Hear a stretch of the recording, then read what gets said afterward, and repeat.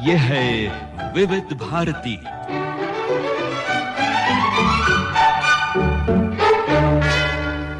पत्रावली में सुनिए श्रोताओं के पत्र और उनके उत्तर। पत्रावली सुनने वाले सभी श्रोताओं को रेणु चतुर्वेदी और अमरकांत का नमस्कार। रेणु जी, अक्सर श्रोता मुझ पर यह आरोप लगाते हैं कि मैं उनके पूरे खत नहीं पढ़ता, लेकिन मेरी कोशिश होती है कि खत में जो भी जरूरी बात है उसे पढ़ लिया जाए और जो तारीफ वगैरह है मैं कोशिश करता हूं कि उसे ना पढ़ें। अमरकांत जी, हमें लग रहा है कुछ खास खत आपके हाथ में है जिसके बारे में आप विस्तार से बताना चाह रहे हैं। जी, बात दरअसल ये है कि एक पत्र आज मेरे हाथ में है, वो ईमेल है और इतना अच्छा लिखा गया, जो शैली है लिखने की, हालांकि तारीफ है उसमें, लेकिन उस शैली की वजह से मैं ये पूरा पत्र पढ़ रहा हूँ। हमारे जितने सुनने वाले हैं वो जब इसे सुनेंगे तो शायद वो भी बहुत खुश होंगे। तो अगर आपकी इजाजत हो तो मैं पूरा पत्र पढ़ लूं। भाई, बेचैनी बहुत बढ़ रही है और हमें लगता है श्रोता भी इंतजार कर रहे हैं, तो शुरू कर देते हैं। तो ये जो पत्र है ये अशोक शर्मा जी हैं, शिक्षक नगर देवबंद सहारनपुर में रहते हैं। तो मैं ये पूरा पढ़ रहा हूँ जी। कल रात नॉन स्टॉप एक्सप्रेस में सफर करते हुए मेरी आंख लग गई। सपने में मुझे मनोरंजक पिटारा दिखाई दिया। मैं इसका आनंद ले ही रहा था कि तभी किसी ने मुझे जागो सुबह हो गई कहते हुए जगा दिया। जागने पर सबसे पहले मैंने ईश्वर की वंदना की। अभी मैं चिंतन कर ही रहा था कि मेरे कानों में भूले बिसरे गीत गूंजने लगे। इन गीतों का आनंद लेते हुए मैं संगीत सरिता के तट पर पहुंच गया और फिर त्रिवेणी में स्नान किया। बहुत सुंदर। इसी समय मुझे समाचार प्रभात सुनाई देने लगा। प्रभात मेरा बचपन का मित्र है। सारे जमाने की खबरें मुझे उसी से मिलती हैं। उसके साथ चलते चलते मैं चित्रलोक जा पहुंचा, जिसकी छटा देखते ही बनती थी। मैं उसके नए जमाने के सौंदर्य में खो गया। मैं भी इस सौंदर्य में खोया हुआ ही था कि तभी प्रभात ने अपना पिटारा खोल दिया। उसके पिटारे में एक से बढ़कर एक आइटम थे, जिन्हें देखते हुए मैं मंत्रमुग्ध हो गया। तभी प्रभात ने मुझसे जाने की आज्ञा मांगी। मैंने कहा ठीक है, अगर जा ही रहा है तो गीत गाता चल। क्या बात है। अब मैं फिर अकेला हो गया। सूरज सिर पर आ गया था। तभी मैंने अपना मोबाइल निकाला और एसएमएस के बहाने वीबीएस के तराने सुनने के लिए अपना संदेश भेजने लगा, मगर मेरा नाम संदेशों की बाढ़ में बह गया। तब मैंने इसकी शिकायत आज के फनकार से की तो उसने मुझे बताया कि यदि मनचाहे गीत सुनने हो तो मेरे साथ चलो। नाम का भी कोई चक्कर नहीं रहेगा, क्योंकि मेरे पास एक से बढ़कर एक सदाबहार नगमे हैं। बहुत सुंदर, बहुत सुंदर। मैं उसके घर गया, जहां उसकी सखी सहेली पहले से ही डेरा जमाए बैठी थी। इससे पहले कि मैं नगमे सुन पाता, उसकी श्रीमती जी ने अपना अलग ही पिटारा खोल दिया। मैं बौखला गया, मगर जब पिटारे से एक से बढ़कर एक विविध रंगी गाने सुहाने सुनने को मिले तो मेरी बौखलाहट तुरंत ही काफूर हो गई। तभी वहां जयमाला आ पहुंची।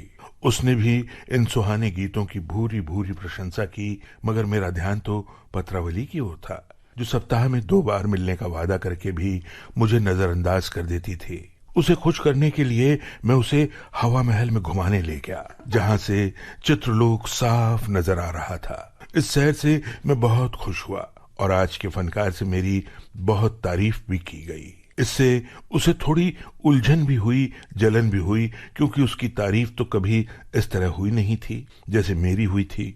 उसके लिए तो वो बस छायागी जैसी ही थी, जिसकी छाया मात्र ही उसे नसीब होती थी। अब मैंने उनसे विदा मांगी। उन्होंने कहा कि यदि कोई आपकी फरमाइश हो तो निसंकोच बताएं, हमें पूरा करके खुशी होगी। इस पर मैंने मात्र इतना ही कहा कि यदि पत्रावली में मेरे इस पत्र को शामिल कर लिया जाए, इस पर कृपया दृष्टि डाल दी जाए, तो मेरे लिए इतना ही बहुत है। इस पर उसने रेणु चतुर्वेदी और अमरकांत दुबे से सिफारिश करने की बात कही और कहा कि यदि रेणु के चतुर्वेदी के 4 और अमरकांत के दुबे के 2 आपस में मिल जाएं तो 4 + 2 6 होकर आपके पत्रों को ध्वनि तरंगों के शिखर तक पहुंचा देंगे। इस आश्वासन से आश्वस्त होकर मेरा चेहरा फूल सा खिल उठा और मैं एसएमएस के बहाने फिल्मी तराने सुनता हुआ रात के हमसफर के साथ संगीत के मधुरतम सफर पर निकल गया। क्या बात है, क्या बात है। इतनी सुंदर रचना आपकी, और कार्यक्रमों को किस तरह से आपने पिरोया है, यूं कहें कि हम मंत्र मुग्ध हो गए। और इतने अच्छे अंदाज में आपने लिखा है अशोक शर्मा जी कि हमें लगता है कि इतनी सुंदर इसकी अभिव्यक्ति कार्यक्रमों की नहीं हुई होगी इससे पहले। तो गीत गाता चल से आपने जो बात शुरू की, और उसके बाद आपका जो मित्र प्रभात आपको मिला, और उसके बाद जिस अंदाज में आपने बताया, ये जो आपकी रचना धर्मिता है, वाकई काबिले तारीफ है। मजा आ गया आज तो। जी, बहुत बहुत धन्यवाद अशोक जी, इस तरह से आपने पत्र लिखा है। और हमारे तमाम जो सुनने वाले हैं उनको भी हम बहुत बहुत धन्यवाद देते हैं, क्योंकि उनके भी जो तारीफों के पत्र हम तक पहुंचते हैं वो भी हमारे सर आंखों पर रहते हैं हमेशा। तो अब अगला पत्र मेरे हाथ में ये है, अमरावती प्रवीण नगर से चंदू अप्पा हाथोले और सीमा हाथोले जी का। इन्होंने एक बात कही है कि जो आपकी फरमाइश प्रोग्राम हमारा रात में प्रसारित होता है 10:30 बजे से लेकर 11 बजे के बीच, तो उस कार्यक्रम को आप सिर्फ 15 मिनट पहले शुरू करें। अच्छा? क्योंकि क्या है कि बहुत से श्रोताओं के नाम जो हैं वो और शामिल हो सकेंगे। हमारी बस इतनी सी गुजारिश है। इसके अलावा इन्हें कई हमारे कार्यक्रम अच्छे लगे हैं। नौशाद साहब के संगीत का जो कार्यक्रम हमारे यहाँ से प्रसारित हुआ, जयदेव साहब का जो प्रोग्राम प्रसारित हुआ, साधना जी पर जो प्रोग्राम प्रसारित हुआ, उन सभी कार्यक्रमों की तारीफ भी लिखी है। बहुत बहुत धन्यवाद कि आपने कार्यक्रमों को सुना और आपको अच्छा लगा, और इसके बारे में आपने हमें बताया पत्र के माध्यम से। चंदू जी, सीमा जी, सबका बहुत बहुत धन्यवाद। और जहां तक आपने कार्यक्रम को पहले से शुरू करने की बात कही है, देखिए उसके पहले के कार्यक्रम का क्या होगा, क्योंकि वो भी बहुत लोकप्रिय है, हमारे सभी श्रोताओं को बहुत पसंद है। तो आप इसी तरह से कार्यक्रम सुनते रहिए और पत्र लिखते रहिए। ये गयासपुर बीसलपुर के हमारे श्रोता हैं कलीम सिंगर, आबिद अली और बेबी तबस्सुम। इनका कहना है कि आपकी फरमाइश प्रोग्राम में हम 25-25 पत्र डाल चुके हैं, लेकिन आज तक हमारा स्वागत नहीं हुआ। कलीम जी, बेबी तबस्सुम, आप सब ने कार्यक्रम को सुना और पत्र लिखते हैं, आपका पत्र शामिल नहीं हुआ। इसके लिए हम देखते हैं कि कहाँ गड़बड़ है, आपका पत्र पहुंचा कि नहीं पहुंचा, तो हम देखते हैं। अब एक और ईमेल है, नम्रता, ये भी मैं पहली बार पढ़ रहा हूँ।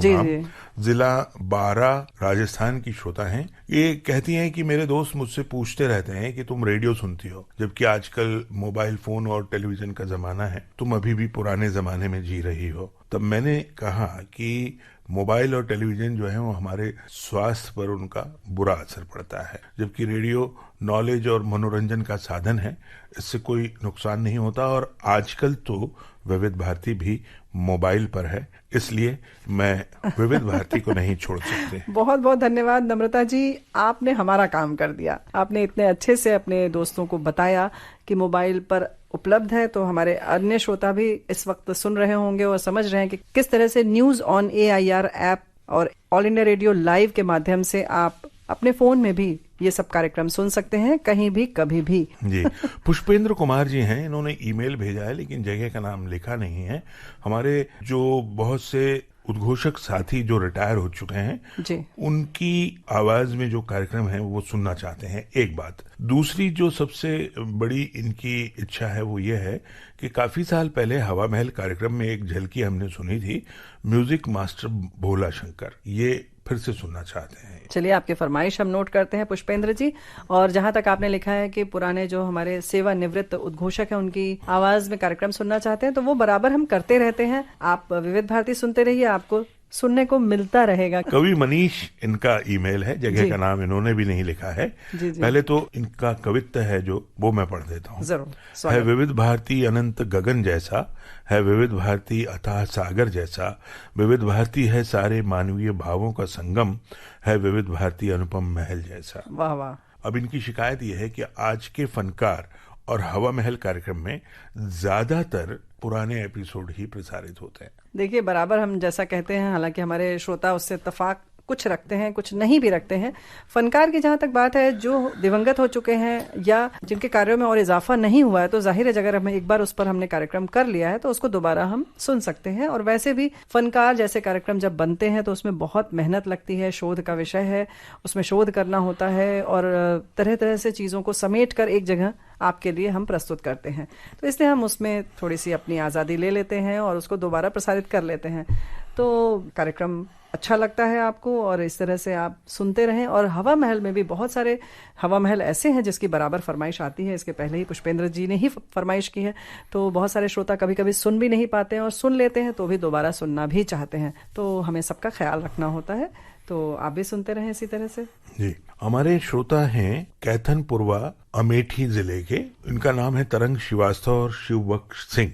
इन्होंने ये कहा है कि सेहतनामा प्रोग्राम में होम्योपैथ और यूनानी पद्धति के जो डॉक्टर होते हैं और आयुर्वेद के जो डॉक्टर होते हैं, इनको बुलाया करें आप। खास तौर से यूनानी पद्धति के और होम्योपैथ के डॉक्टर्स को आपने नहीं बुलाया है, इनका ये कहना है। प्रमोद जी, जहां तक आपने सेहतनामा कार्यक्रम के बारे में लिखा है कि और पद्धतियां उनके डॉक्टर्स को हम बुलाएं, तो हम बुलाते ही रहते हैं। हाँ, जहां तक होम्योपैथी की बात है, आप भी जानते हैं कि सारी जो उसमें इलाज होता है और उसकी जो डोज होती है वो सिर्फ लक्षणों पर निर्भर करती है और सब बीमारी के यानी कि सब व्यक्ति के लक्षण अलग अलग होते हैं हर बीमारी के। तो इसलिए उन सब पे बहुत हम इत्तेफाक नहीं रख सकते। नेचुरोपैथी है और प्राकृतिक चिकित्सा जैसे है और आयुर्वेदिक उपचार है, इन सब के बारे में बताते रहते हैं। हम सबको बराबर कोशिश करते हैं कि सभी को समान रूप से जगह दें इस कार्यक्रम में और सेहतनामा में सभी रोगों को भी हम कवर कर सकें। जी, सीमंदर पार्क वीरमगाम के प्रमिला भावसार और अजीत भावसार जी का